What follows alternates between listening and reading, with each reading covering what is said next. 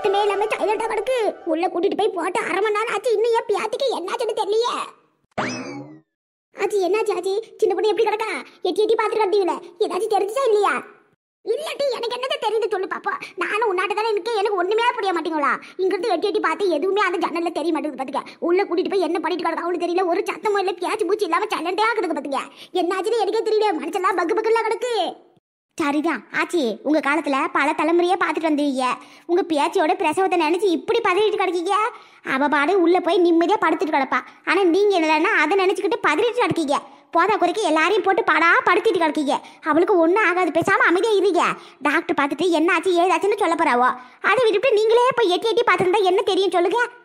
ஏட்டி அந்த காலம் மாதிரியா கிடக்கு இந்த காலம்? அந்த காலத்துல எல்லாமே வேரட்டி, இந்த காலத்துல எல்லாமே வேரட்டி. மனுஷெல்லாம் பயமால கிடக்கு. மாங்கன்னு வேலை செஞ்சாலும் கடைசியில நார்மல் டெலிவரி ஆகுறதே கஷ்டம்ல சொல்லிப்படுறாவோ. குழந்தை தலையில திரும்பலன்னு சொல்றாளுவோ, பனி கூட உடஞ்சி போச்சுன்றாளுவோ, என்னென்னவோ சொல்லுதாருகள்டி. இந்த காலமே வேறையா கிடக்கடி. அதுதாடி எனக்கு ரொம்ப பயமா கிடக்கு பத்திக்க. எப்பயாட்டி சின்னதாக வலினா கூட தாங்க மாட்டா, ரொம்ப கஷ்டப்படுத்துவா. இந்த வலியை எப்படி தாங்குவான்னு தெரியலையே. அது நினைச்சா தண்டி வடிச்சு வேதனையா கிடக்கு. அதுக்கு என்ன பண்ண முடியும்? புள்ள நல்லபடியா வெளியே வரணுமா இல்லையா? எல்லா பொண்ணுங்களும் அனுபவிக்க வேண்டிய வழி தானே இது.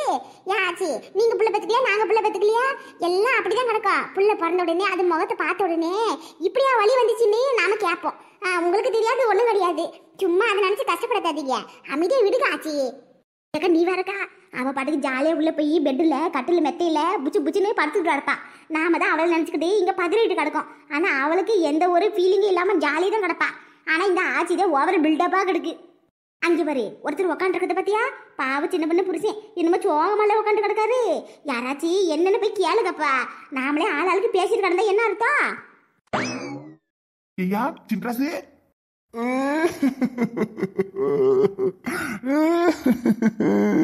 அப்பா ஐயோ ஐயோ ஐயோ. ஐயா சின்ராசு, என்னையா என்னாச்சு உனக்கு? ஏன் எப்படி அழுது கிடக்க? எப்பா சின்ன பொண்ணு பாக்குறதுக்கு எனக்கு ரொம்ப கஷ்டமா இருக்கு. இந்த மாதிரி வலியை அவ எப்படி தாங்குவான்னு தெரியலையே. அது நினைச்சது எனக்கு மனசு வேதனையா இருக்கு பாத்துக்க. நல்லபடியா குழந்தை பிறக்கணும், சின்ன பொண்ணு குழந்தையும் நல்லபடியா இருக்கணும்னு மனசு தவிந்து கண்டு கடுப்பா. புரியுதுப்பா. இந்த மாதிரி நேரத்துல நாம தான் தைரியமா இருக்கணும். மனசு தேட்டிக்க, அதுல ஒண்ணு ஆகுது பத்துக்க. என் வேற பிள்ளை நல்லபடியா பிறந்து வரும், சின்ன பொண்ணும் நல்லதையும் கிடப்பா. என் மருமகளுக்கோ குழந்தைக்கோ எதுவும் ஆகாது பத்துக்க. கடவுளை வியாண்டிக்கிடுவோம். எதுக்காக இப்படி நீ அழுது கிடக்க? நீ தான் சின்ன பொண்ணுக்கு தைரியத்தை சொல்லணும். நீ இப்படி அழுது கிடந்தினா அப்புறமேட்டிக்க அவ எப்படி வந்து தாங்குவா சொல்லி பார்ப்போம். நீ அழுவுறது பார்த்தீங்கன்னா அவளுக்கும் சங்கடமா இருக்கும்ல. அதனால அவளை யாரும் அப்புறம் சமாதானப்படுத்துறது? நீ நல்ல ஜாலியா சந்தோஷமா இருக்கணும். அப்பதான் உன்னைய பார்த்து சின்ன பொண்ணுவும் சந்தோஷமா இருப்பா. நீ அழுதினா அவளால அழுவா. ஐயோ எக்கா, எனக்கு இங்க இருக்கிறதுக்கே பிடிக்கல பாத்துக்க. பா பேசாம வீட்டுக்கு போயிடுவோம். இப்படி சொல்றேன் பின்ன என்ன? பிள்ளைய யாரும் பெத்துக்காமல கிடக்காங்க. என்னமோ அதிசயமா இவதான் பிள்ளைய பெத்துக்கிற மாதிரி அவ உள்ள போய் உட்காந்து கிடக்கா. வெளியே இருக்கிற இவிகளை ஒப்பாரி வச்சிட்டு கிடக்காங்க. இதெல்லாம் என்னக்கா அநியாயம் சொல்லு பாப்போம். என்னாலலாம் இந்த கொடுமையை பார்க்க முடியல பாத்துக்கியா. யாட்டி சொல்ல மாட்டேன். பாக்குறதுக்கு இதெல்லாம் உனக்கு அநியாயமா தான் கிடக்கும். ஆனா அவங்க மனசு வேதனை அவங்களுக்கு மட்டும்தான் தெரியும். சின்ன பொண்ணு மேல உசுரா கிடக்காரு அந்த சின்ராசு தம்பி. அவளுக்கு ஏதாச்சும் ஒண்ணுனா இவரால தாங்க முடியல. நல்லபடியா குழந்தை பிறந்து வரணும்னு அவர் மனசு தவிக்குது. இதுல ஒண்ணு தப்பு கிடையாது. பாக்குறதுக்கு நமக்கு ஏது கஷ்டமா இருக்கு சொல்லு பாப்பா. அதுக்கு இல்லக்கா, அது நான் என்ன சொல்ல வரேன்னா, யாரு நீ ஒண்ணு சொல்ல வேண்டாம், பேசாம அமைதியாரு சரியா? என் பொண்ணு பூ மாறி பிறக்கையில நான் எங்க அம்மா வீட்டுக்கு போயிருந்தேன். அப்போ பக்கத்துல என் புருஷகாரனே இல்ல பத்திக்க. திடீர்னு வலி வந்து எல்லாரும் ஹாஸ்பிட்டலுக்கு புறப்பட்டு போயிட்டோம். இந்த மனுஷனுக்கு போன போட்டா இப்ப வரேன் அப்ப வரேன்னு சொல்லிவிட்டு கடைசி வரைக்கும் வரவே இல்லை. கேட்டா பஸ் இல்ல அப்படி இப்படி சாக்கு போக்கு சொன்னாரு. குழந்தை பிறந்து 2 நாள் கழிச்சுட்டியா என்னைய பார்க்கவே வந்தாரு. அந்த 2 நாள்ல குழந்தை பிறக்கிறதுக்கு முன்னாடி எனக்கு ஏதாச்சும் ஆயிருந்துச்சுன்னா அப்புறம் எப்படி இருந்திருக்கும் சொல்லு பாப்போம். ஒவ்வொரு பொண்ணுங்களுக்கும் குழந்தை பிறந்து வர்றது சாதாரண விஷயம் இல்ல. அவங்க மறுபிறவி எடுத்து வர்றதுக்கு சாபம் பாத்துக்க. அதுலயே தலை பிரசவம் குழந்தைன்றது ரொம்ப ரொம்ப பெரிய விஷயம். அந்த நேரத்துல நம்ம மனசுக்குள்ள 1008 யோசனை ஓடும். நாம உசுரோடு இருப்போமா, நமக்கு ஏதாச்சும் ஆயிடுமா, குழந்தை நல்லபடியா பிறக்குமா, நம்ம புருஷனை ஒரு எட்டு பாப்போமா, இப்படி எல்லாம் தோணும். நம்ம புருஷன் நம்ம கூட இருந்தா நமக்கு மனசு கொஞ்சம் ஆறுதலா இருக்குமேனு இயங்கும். பிரசவ வடியை விட நம்ம புருஷன் நம்ம கூட இருந்தா கொஞ்சம் நல்லா இருக்குமேனு தோணும். ஆனா எனக்கெல்லாம் என் புருஷன் கூடவே இல்ல பாத்துக்க. பிரசவ வலி கூட எனக்கு பெருசா தெரியல. என் புருஷன் அந்த நேரத்துல என் கூட இல்லையன்னு மனசு சங்கடமா கடந்துச்சு. அதுக்கப்புறம் குழந்தை பிறந்து சமாதானம் ஆயிட்டேன் பாத்திக்க. இப்ப எல்லாம் குழந்தை பிறக்கும் போது ஹாஸ்பிட்டல்ல கூடவே புருஷனே நிக்காட்ட வச்சிடறாவோ. ஏன் தெரியுமா? குழந்தை பெற்றெடுக்கிறது சாதாரண விஷயம் கிடையாது. எவ்வளவு பெரிய விஷயம்னே அவங்களும் பார்த்து தெரிஞ்சுக்கணும்ல. அதுக்காகத்தான் சின்ன பொண்ணுக்கு அவ புருஷன் கூடவே இருக்கா. சின்ன பொண்ணு பண்ற கஷ்டத்தை பார்த்து அந்த மனுஷனுக்கு கஷ்டத்தை தாங்க முடியல. அதை கண்ணீர் விட்டு அழுது கிடக்காரு.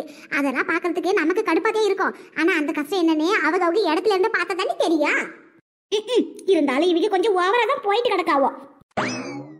மாப்பிள்ள தம்பி, உங்க பொண்டாட்டிக்கு எதுவும் ஆகாது, நல்லபடியா புள்ள பிறந்து வரும், சாமி கிட்ட வேண்டிக்கிடுவோம். எம்ம கொலை சாமி வந்து கைவிடாது பாத்துக்கிடுங்க.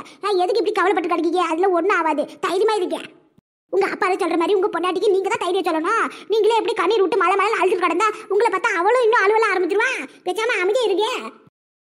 முயற்சி பண்ற தம்பி அழுவாதீங்க, எல்லாரும் சொல்ற மாதிரி நீங்க தைரியமா இருக்க. நீங்க தான் சின்ன பொண்ணுக்கு ஆறுதல சொல்லணும், தைரியமா இருக்க. ஒரு நிமிஷமா என்னது ஆயமாவா? இதெல்லாம் ரொம்ப அநியாயமா? நான் இன்னும் அம்மா கூட ஆகல, ஆனா என்னைய பார்த்தா ஆயமா சொல்றீங்க? இதெல்லாம் ரொம்ப அநியாயம் இல்லையா? ஏமா மன்னிச்சு கொடுமா, பிரசவம் பாக்குற பொம்பளை தானே நீங்க. எங்க காலத்துல நாங்க அப்படிதான் சொல்லுவோம், அதனாலதான் சொன்னேன். ஆயமா பாயமா நிட்டு இந்த மாதிரி அந்த மாதிரி சொல்லக்கூடாது. நான் நர்ஸு. சரி விடுமா, நர்ஸோ இல்ல காசு வைக்கிற பர்சோ அதுவா இப்ப முக்கியம்?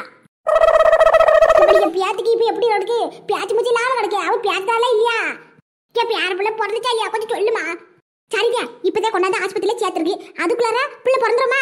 இப்பதான் அவங்களுக்கு வலியா வர ஆரம்பிச்சிருக்கு. இன்னும் நல்லா வலி வரணும், அப்பதான் குழந்தை நல்லபடியா பிறந்து வரணும். அது ஒரு நாள் ஆகலாம், 2 நாள் ஆகலாம், எப்ப ஆகணும்னு எங்களுக்கு தெரியாது. அவங்களுக்கு எப்ப நல்ல வலி வருதோ அப்பதான் பிள்ளை பிறக்கும். ஐயோ, அது வரைக்கும் சின்ன பொண்ணு வலியில துடிச்சிட்டு தான் கிடக்கணுமா? வலியில அவசதான் பண்ணிட்டு கிடக்கணுமா? குழந்தை பிறக்கதில்லைன்னா சாதாரண விஷயமா என்ன? அதெல்லாம் பெரிய சாதனை பண்ற விஷயம். கொஞ்சம் பொறுமையா இருங்க, டாக்டர் பார்த்து தான் நடக்காத, நர்ஸ் நாங்களாம் கூட தான் இருக்கோம். அப்படி ஒண்ணு உங்க பொண்டாட்டிக்கு ஒன்றும் ஆகாது, சரிங்களா? வலி அதிகமாகிறதுக்கான மாத்திரை எல்லாம் டாக்டர் கொடுத்துருக்காவோ. வலி நல்லா அதிகமாகி முடிஞ்ச அளவுக்கு நார்மலுக்கு நாங்க முயற்சி பண்ணிட்டு தான் கிடக்கோம். முடியாத பட்சத்துல ஆபரேஷன் பண்ணி குழந்தை எடுக்கிற மாதிரி இருக்கும். ஐயோ என்னம்மா இப்படி சொல்றீங்க? நசமா ஆபரேஷன்லாம் வேண்டாம்பா, அவளுக்கு நல்லபடியா நார்மல் டெலிவரி பார்த்து விடுவோம். அது என்ன எங்க கையில இருக்கு? உங்க பியாத்து கையில தான் இருக்கு. அவங்க நல்ல கோஆபரேட் பண்ணாத்தியா எங்களால முயற்சி பண்ண முடியாத பட்சத்துல ஆபரேஷன் தான் பண்ணுவாங்க. இந்த பாருங்க, ஆபரேஷன் பண்றதே பண்ணக்கூடாது அப்படிலாம் சொல்லக்கூடாது பாத்தீங்க. தாயை செய்யோ நல்லமா இருக்கணும், நல்லபடியா பிள்ளை பிறந்து வரணும்னு நினைங்க. ஆபரேஷன் நார்மல்னு எந்த காலத்துல வந்து பேசிட்டு கிடக்கீங்க? சும்மா இப்படி நின்றுக்கிட்டு இங்கிட்ட அங்கிட்டமா அழிச்சிட்டு கிடக்காதீங்க. ஒரு இடத்துல பொறுமையா இருங்க. அதுக்கப்புறம் இவ்வளவு கூட்டல இந்த ஆஸ்பத்திரியில இருக்க கூடாது. கூட இருக்கிறதுக்கு யாராச்சும் ஒரு பொம்பளையா ஒத்தாசைக்கு வேணா ஒரு ஆம்பளை மட்டும் இருங்க. மத்தவங்க வீட்டுக்கு கிளம்புங்க. புள்ள பிறந்ததுக்கு அப்புறம் வந்து பொறுமையா பாத்துக்கிட்டா போதும். இங்க இருந்துகிட்டு கூச்சல் போட்டுட்டு கிடக்காதீங்க. அப்புறம் டாக்டர் கூப்பிட்டு திட்டுற மாதிரி வச்சுக்காதீங்க, புரிஞ்சுச்சா? என்ன இந்த பொம்பளை ஆபரேஷன் அப்படி இப்படின்னு அப்பச்சு கூடமா பேசிட்டு போறா? ஐயோ ஆச்சி, அவங்க ஒன்றும் அப்படி சொல்லல. முடிஞ்ச அளவுக்கு நார்மல் மூச்சு பண்ணிட்டு கிடக்க, முடியாத பட்சத்தில் ஆபரேஷனுக்கு போலான்னு சொல்லியிருக்காவோ. குழந்தை நல்லபடியா பிறக்கிறது தானே முக்கியம், ஆபரேஷனா பண்றதா முக்கியம்? சொல்லுங்க பாப்பா. ஆமாங்க ஆச்சி, பிள்ளை நல்லபடியா பிறக்கணும்ல, சின்ன பொண்ணுங்க பாதுகாப்பா இருக்கணும்னா அதெல்லாம் பார்த்தா வேலைக்கு ஆகாது. ஆபரேஷன்னா அதுக்கு நம்ம ஒத்துக்கிட்டு தான் ஆகணும். ஐயோ கடவுளை, இப்ப நான் என்ன செய்வேன்? என் பியாத்துக்கு நல்லபடியா வேற குழந்தை பிறந்தாகணுமே. சரியா போச்சு ஆச்சி, நோகாம நோம்பு கும்பிட முடியுமா? அதே மாதிரி நோகாம யாராலையும் புள்ள பெற்றுக்க முடியாது. ஆபரேஷன் இருந்தாலும் நார்மல் இருந்தாலும் எல்லா வழியும் அனுபவிச்சுதான் ஆகணும் பொண்ணுங்க. அதெல்லாம் நம்ம விதி. அந்த கடவுள் ஏன்டா இப்படி செய்யறாரோ சதி தெரியலையே. எப்பா, எனக்கு சின்ன பொண்ணு பாக்கணும் போல கிடக்கு. நான் போய் ஒரு எட்டு பாத்துட்டு வந்துடுறப்பா. சரி போய் பாத்துட்டு வா. ஆனா உள்ள விடுவாங்களான்னு தெரியலையே, எந்த பக்கம் போகணும்னு தெரியல, எல்லா வழியும் ஒரே மாதிரி இருக்கப்பா. அதெல்லாம் நான் பாத்துக்கிறப்பா, நீங்க வீட்டுக்கு கிளம்புங்க. அதான் அவங்க சொன்னாங்கல்ல, யாராச்சும் ஒரு பொம்பளை ஒரு ஆம்பளை ஆளுங்க மட்டும் இருக்கு, மத்தவங்கள போகணும்னு சொன்னாவுல. நானும் ஆச்சியும் மட்டும் இருக்கோம், நீங்களாம் கிளம்புங்க. ஆமா ஆமா, வாங்க நம்ம போவோம். இங்க இருந்துகிட்டு ஏ ஊ ஆ ஊன்னு கத்திக்கிட்டு கிடக்கிறத விட பேசாம வீடு போய் சேருவோம். பிள்ளை பிறந்ததுக்கு அப்புறம் மாட்டிக்கு ஒரே வந்து பாத்துக்கிடுவோம். அண்ணே நான் இங்கே இருக்கேன். ஆச்சி நீங்க வேணா வீட்டுக்கு போக, நானும் அண்ணனும் இங்கே கிடக்கோம். ஆமாம்டி, நீ 10 புள்ள பெத்த பாரு, பக்கத்துல இருந்து பாத்துக்கிறதுக்கு. ஏதாச்சும் நான் உனக்கு என்ன தெரியும் சொல்லு பாப்போம். அதெல்லாம் ஒண்ணு வேண்டாம், நானே எங்க கிடக்கேன். உன் வீட்டுக்காரரும் இருக்காருல்ல, நம்ம வீட்டுல போய் இருக்கோம். குழந்தை பிறந்ததுக்கு அப்புறம் போன் அடிச்சு சொல்லுதா, அப்ப மாட்டிக்கு புறப்பட்டு வாவோம். ஆமா பச்சுக்கிளி, நீங்களா வீட்டுக்கு போக. சின்ன பொண்ணு ஒரு ஏட்டு பாத்துட்டாது போறமே. ஆமா ஆமா, வந்தது வந்துட்டோம். சின்ன பொண்ணு ஆஸ்பத்திரியில சேர்த்துட்டு அதுக்கு நல்லபடியா தைரியம் சொல்லிட்டு நம்மள வீட்டுக்கு போவோம். மேடம் ஒரு நிமிஷம் மேடம், என் ஒய்ஃபை எனக்கு பார்க்கணும் போல இருக்கு. ஒரு எட்டு நான் அவங்ககிட்ட பார்த்துட்டு ஒரு 4 வார்த்தை பேசிட்டு வந்துடலாமா? இங்க பாருங்க, டாக்டர் ரவுண்ட்ஸ் வர நேரம் ஆகி போச்சு. உங்க ஒய்ஃப் வேற எமர்ஜென்சி வார்டில் வச்சிருக்கு. ஏதாச்சும் ஒண்ணுன்னா அப்பதான் சீக்கிரமா பார்க்க முடியும்ட்டு அவங்கள உள்ள வச்சிருக்கோம்ல. உள்ள வந்து எமர்ஜென்சி வார்டில் யாரும் அலோடு கிடையாது. நீங்க பார்க்கலாம் முடியாதுங்க. இப்பதானே ஆஸ்பத்திரியில கொண்டாந்து சேர்த்துருக்கீங்க. எதுவாக இருந்தாலும் கொஞ்சம் நேரத்துக்கு அப்புறம் பார்ப்போம். டாக்டர் ரவுண்ட்ஸ் வந்து போனதுக்கு அப்புறம் வேணா போய் பார்க்கறதுக்கு நான் ஏதாச்சும் ஏற்பாடு பண்றேன். ஏமாடி உன் கூட பிறந்த அண்ணன் தம்பியை நினைக்க அவன் பொண்டாட்டியை பார்க்கணும்னு ஆசைப்படுதான். ஏற்கனவே அந்த பிள்ளை வலிக்குதுன்னு சொல்லி அழுக்கிட்டே போனதுல இவன் உட்காந்து அழுத்துட்டு கிடக்க பத்துக்க. கொஞ்சம் கருணை காட்டுமா? டாக்டர் வரத்துக்குள்ள நாங்க பார்த்துட்டு ஒரு 4 பேர் பார்த்துட்டு 4 வார்த்தை பேசிட்டு வந்துருமா? கொஞ்சம் உதவி பண்ணுமா? ஆமாடி அம்மா தாயே, இது எல்லாரும் நான் வீட்டுக்கு அனுப்பிச்சு போறேன். நீ சொன்ன மாதிரியே கொஞ்சம் மட்டும் உள்ள விடுமா, நாங்க பேசிட்டு வந்துடுறோம். சொன்னா கேட்க மாட்டீங்களே. இந்த ஆளுங்களே இப்படிதான். ஆஸ்பத்திரிக்கு வந்தா அவங்க வச்சுதான் சட்டம்ன்றது. என்னமோ போக. இந்த பாருங்க 10 நிமிஷம் டைம் தரேன். அதுக்குள்ளார பார்த்துட்டு பேசிட்டு சட்டுன்னு வெளியே வந்துடணும். அப்புறம் டாக்டர் யாராச்சும் ரவுண்ட்ஸ் இருந்து பார்த்துட்டாங்கன்னா என்னையும் திட்டுவாங்க. புரிஞ்சுச்சா? அதில் நாங்கள் பார்த்து பேசிட்டு உடனே கிளம்பிடுறோம். சரி இப்படியே நேராக போய் ரைட் எடுத்து மறுபடியும் நேராக போய் லெஃப்ட் எடுத்தீங்கன்னா அங்கே தான் சேர்த்துருக்கு. சத்தம் போடாமல் பார்த்து பேசிட்டு வாங்க. மற்ற பேஷண்ட்லாம் டிஸ்டர்ப் பண்ணாதீங்க. 10 நிமிஷத்துல சீக்கிரமா பேசிட்டு வெளியே வந்துடணும் சொல்லிவிட்டேன். ரொம்ப தேங்க்ஸ் மேடம். ஆச்சி அதை சொல்லிட்டாங்கல்ல, வாங்க போவோம்.